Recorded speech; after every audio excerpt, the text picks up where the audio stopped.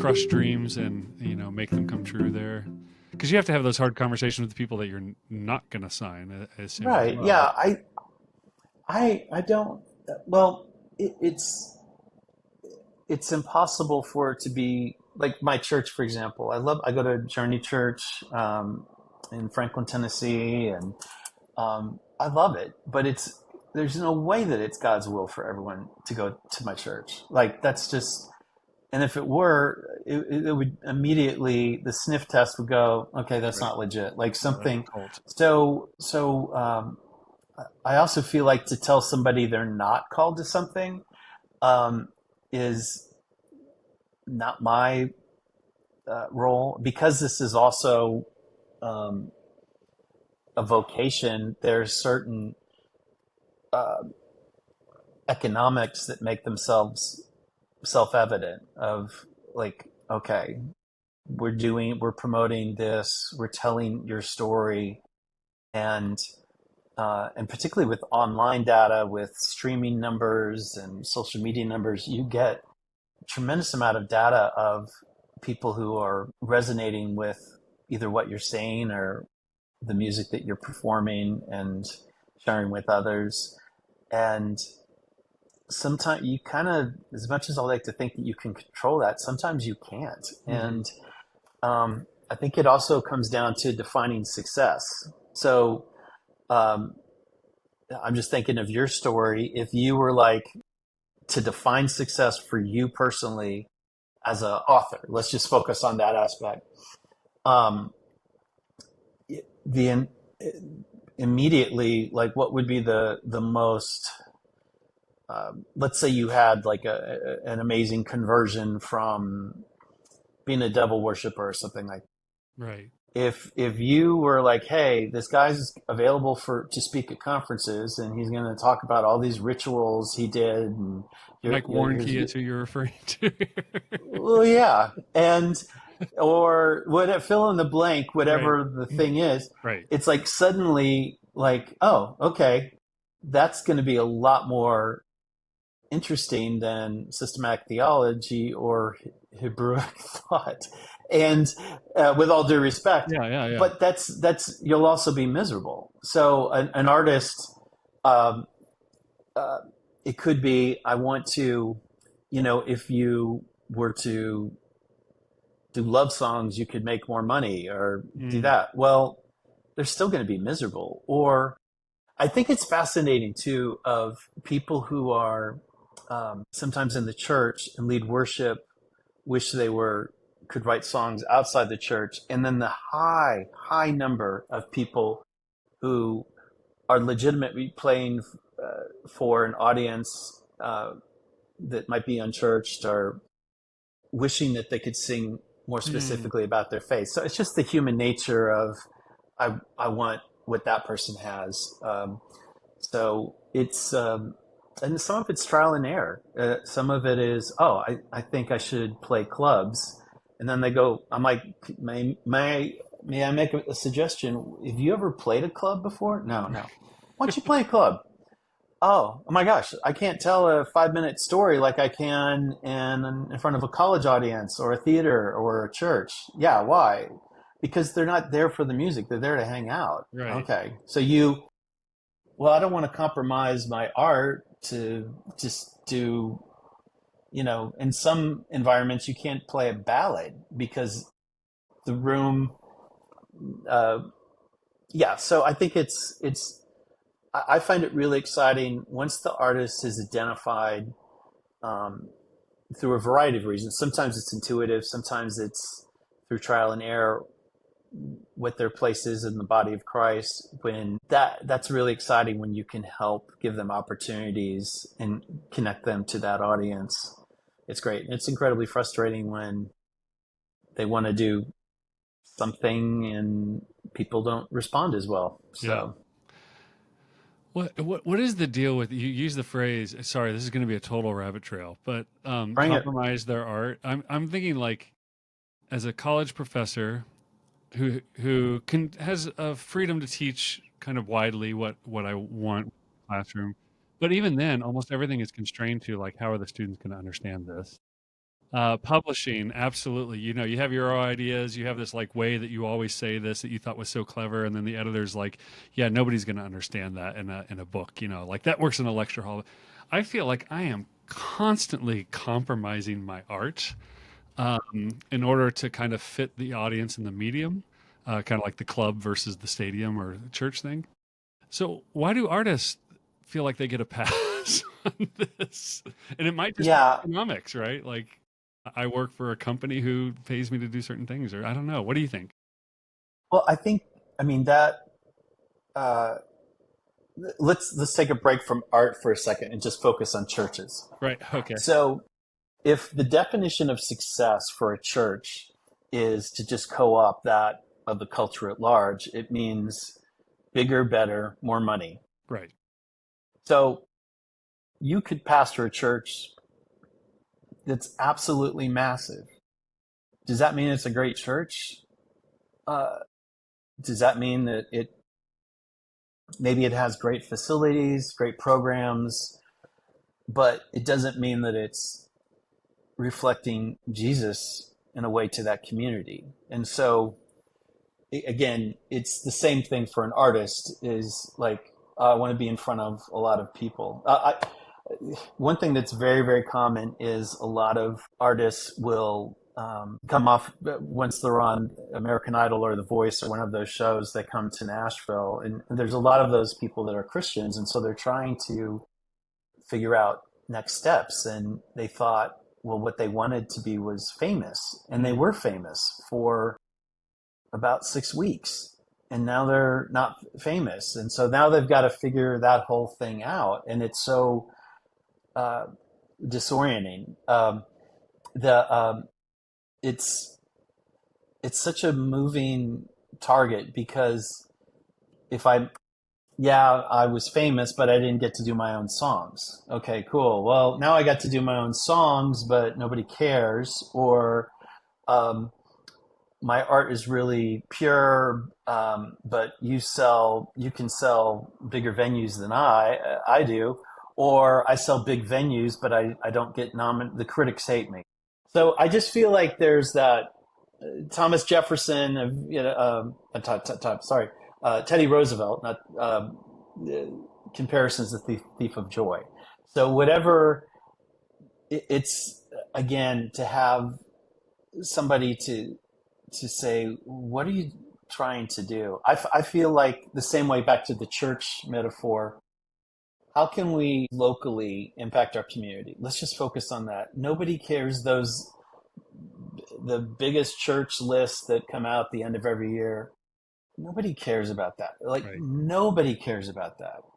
And the people that care about it, it's whatever. It's are you connecting with people, yes or no? And I do feel like the economics and all the vocational stuff kind of, not to be hippy dippy, but it kind of works out. I feel like Hmm. that should be the focus. That should be the defining success. Yeah. So I try to make it as small as possible. Like, okay, there's a girl in her dorm room who's listening with their AirPods who, you know, has never had a boyfriend and who's trying to figure out this, feels like God. She feels ugly. She feels stupid. She feels weird. How can, like, trying to make it very, very specific of how do we reach that person, and that is hopefully what success looks like. And there's a variety of ways to reach that person through getting them on certain playlists Right. or radio stations or live shows, etc. It's funny the way you describe it. You know, I think for most of us, the music industry and kind of fame sounds so ethereal and mystical. And I know there are like magical elements to it that you don't know. Some people just strike in a surprising way in which you didn't. But the way you're describing it, it sounds very much like corporate thinking. You know, you're just walking through normal steps of creating a small industry or a startup. You know, and each performer is kind of like their own little business unit, right? And Well, it's funny you say that because what I do in artist management, we manage our boss. The artist is our boss, which is another way of telling artists you are just on a vocational level, you are a CEO. So my job, I can't, in the same way, if I work for a CEO, I can't tell them what to do. I can Right. make suggestions. I can show them data. I'm not doing my job if I just say that everything's awesome or everything's terrible. Um, and so that's, again, part of the iron sharpening iron. In the same way that if a pastor wanted to do some building fund for the church and it doesn't make strategic sense or economics, either the elders or other staff members or the congregation, they're going to say something if they love Hopefully. that pastor. Yeah. Yeah, If they love them and they're not infatuated with them. Yeah. precisely.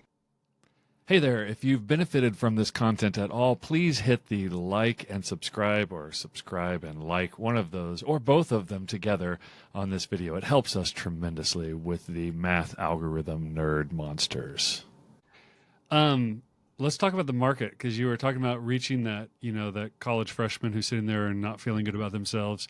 I was listening to something the other day. I don't remember what, but the person pointed. Oh, it was Rick Beato. I don't know if you ever watch his YouTubes, but um, I haven't. oh, he's great. He's like 65-year-old guy, session musician who's been in the industry forever, and he just has great takes on insider stuff. And he had somebody on who was pointing out that if you look at the top 20 pop list right now, I guess, he'd say as an old person, you look at it and you go like, I don't recognize almost anybody on that list. And he said, but if you show that same list to a 20-year-old, they would also say, yeah, I don't recognize half the people on this Mhm. list, right? So this is not the pop list when you and I were 20 years old. Oh, yeah. It's super fragmented, and that the goal of an artist now, instead of creating kind of a wide audience, is actually to drill down as deep as possible and get like super fans who will just listen and listen and listen and buy anything you put out, which fragments. And I see this in class where I ask students what their favorite artist is, and I started seeing this years ago, and someone would mention somebody, and half the class would be like, I've never heard of that person before in my life.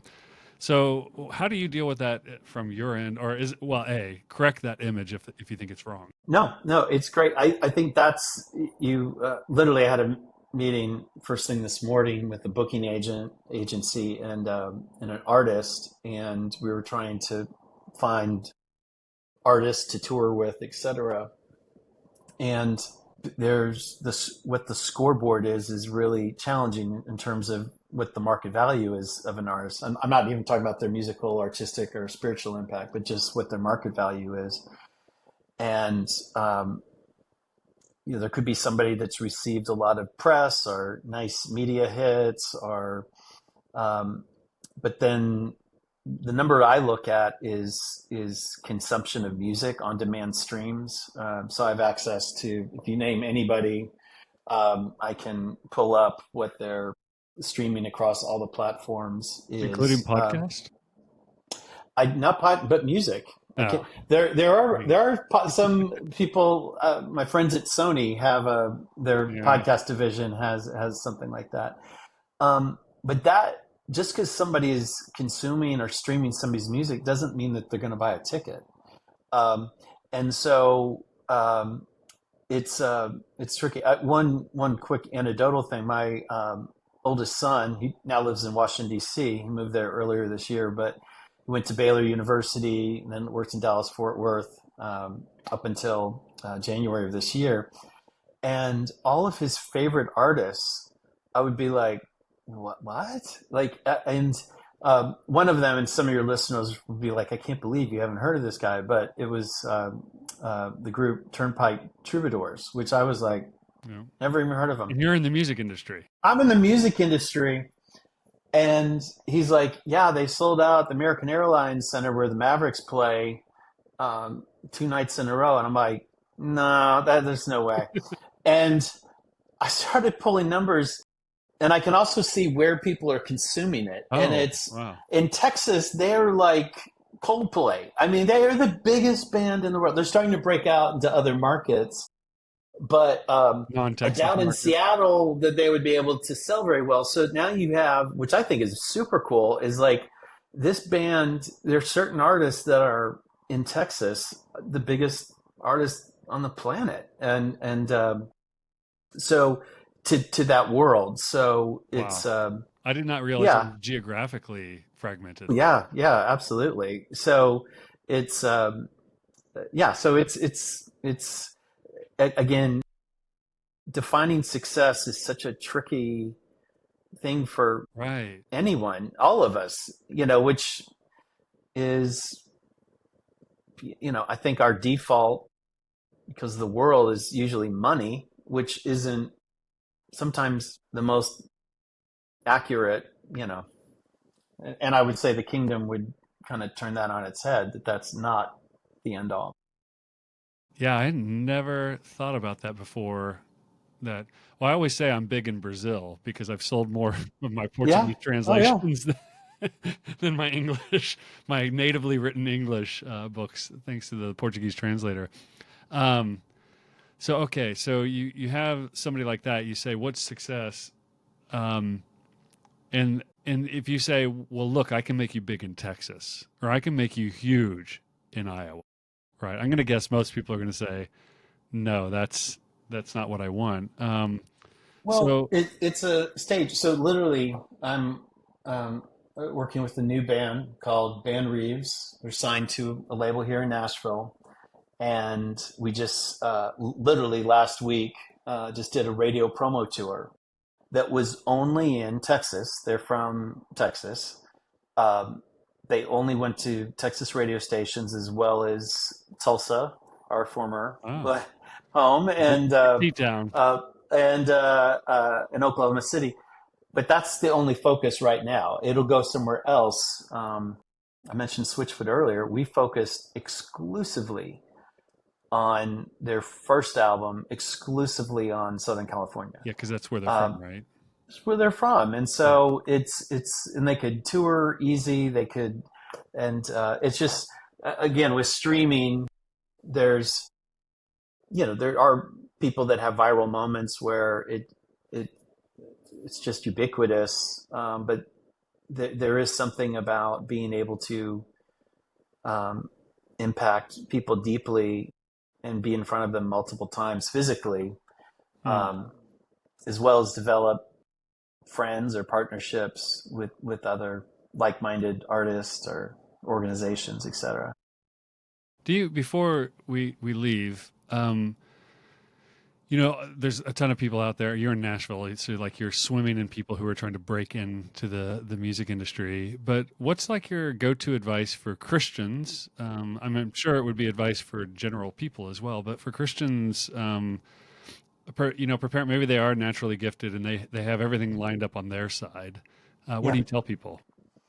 Uh, First of all, it's a very good question, and I think I sometimes tell artists you're not thinking small enough, and by that, like they're worried about, gosh, nobody's listening to me in Brazil. I'm not big like Dru Johnson, just in Brazil. With a very niche crowd of Brazilians. Whereas, Meus okay, brasileiros. yeah, like you're, somebody that's in the early 20s, you can't afford to go tour Alaska and don't even think about that. Whereas, so I think a few things, right, is if for a musician, if there's other disciplines, this would apply, just change the medium. But I think for a musician, write as many songs as possible and play in front of as many people as possible and diverse amount of people, types of people, because I think that will help go. Oh, well, I thought I was just like a Christian person because I only played in church, but man, this really resounded when I played at that Christian restaurant. Just kidding. The um, the so I feel like that helps can help. I call them like breadcrumbs to find out your calling by actually, because so suddenly you would have information to say, if someone were to say, I think your music wouldn't appeal to somebody in their 20s, you can go, I appreciate your opinion, but I know Hmm. I've seen it. Like I know. And so I feel like that is it helps you. I also feel like it's something you control. It prevents victimization where, well, I'm just waiting for the phone Hmm. to call or someone to call my phone or send me an email, as opposed to just what can you control? Control being a loaded word, of course, but I can find within a whatever type of music somebody plays to do the work of within a hour and a half drive. I want to play for these people for free. I want to play at this school. I want to play at this. Um, there's I feel like a career in the arts, you're going to get used to. You have to get used to a lot of rejection and And in academics as well. exactly, yeah. Well, and just life, and Yeah. Yeah. so to be able to, along with that, to go, wow, there's affirmation. This is great. This really, why did this work? Why did it not work? Um, to be able to figure that out and to have intel, I just feel like is so valuable, as opposed to having a quote unquote expert like myself or one of my peers tell you, oh, you should, write a book about such and such subject. So anyway, I think that's great. I always say with the Enneagram and Myers Briggs and all those, I say, yeah, those are fine. But if you really want to know, go ask your family and friends to tell you about yourself, and you'll find out a lot more. yeah, Right? oh yeah, Like exactly. you test bed, and I think that's great. Well, I began this. I got Oh, a go great, ahead. great quote. All right, back to the young artist. There's a line in Bruce Springsteen's autobiography, Born to Run, that is so good. It's just a throwaway line in the book, but it just hit me hard. And he was talking about people promoting his music. And he said, my business is show business. And that is, you don't tell people anything, you show them. Hmm. And, and as simple as that is, I was like, it's one thing to say, hey, I am a worship leader. Cool. Do you lead worship? No. Then don't tell me, just show me.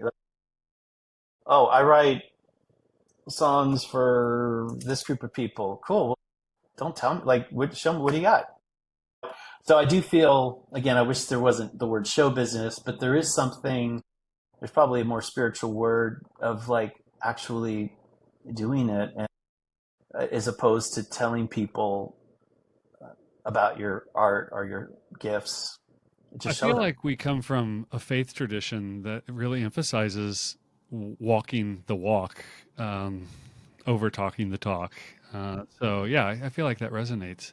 Um, I began this whole conversation thinking that we were going to get inside music industry information, which we did along the way. But what I think we actually got from you is that it turns out music artists are on their own journey with God, Yeah. others spirituality, and that I thank God that there are people like you involved in their lives, because I know you're just the right kind of person to do that. Nick Barré, I thank you so much for your wisdom and your time. And then some other time, maybe even the intro, I'll tell people exactly how I know you and all the various stages in life you've seen me. So really appreciate you spending your time with us today, Nick. Well, thank you for just sharing this time with me, Drew. I'm your biggest fan, and I'm so grateful, and I'm a blessed man that I have you in my life, and so You, proud of everything you've done. ditto for me. See you. All right, all right.